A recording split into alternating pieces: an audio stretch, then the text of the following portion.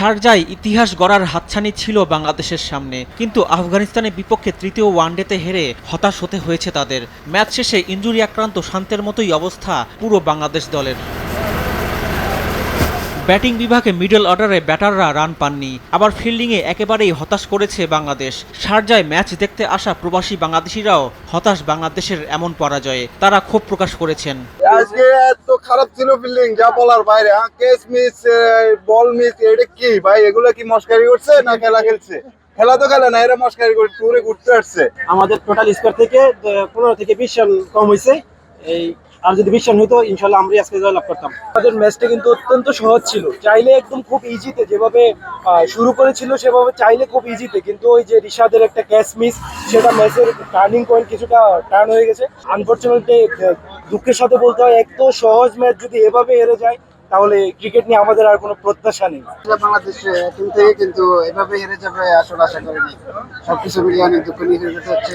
Overall আসলে বাংলাদেশ দলের বলতে গেলে এখন আরো বেশি বেশি যারা পাইপলাইনে যেসব খেলোয়াড় আছে তারা যাতে আরো ভালো ভালো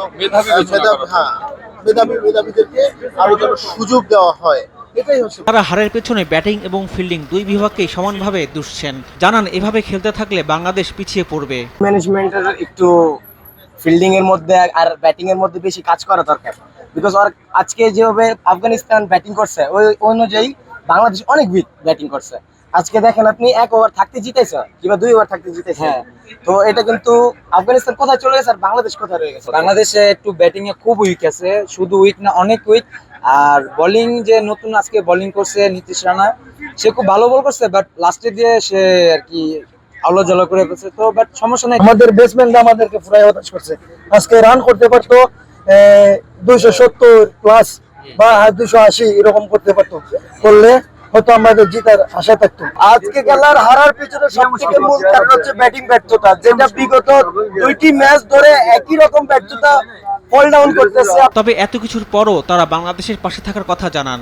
যাক, সমস্যা নাই, হারলেও বাংলাদেশ ইনশাল্লাহ আগামীবার জিতার আশা করি। ইনশাল্লাহ নেক্সট টাইম হাত জিত যে খেলার একটা জিনিস, ইনশাল্লাহ কোনো নারাজ হয় না। আমরা সবাই অনেক সুন্দর উপভোগ করছি। খেলাটা হারাতে মন খারাপ হয়েছে, এমনিতে কোনো মন খারাপ না। খেলা খুব ভালো খেলছে, খেললো বাংলাদেশ, জিতলো বাংলাদেশ, খুব ভালো খেলছে। খেলারই একটা জিনিস যে হার জিত আছে, কেউ হারবে কেউ জিতবে, হয়তো তারা নয়তো আমরা।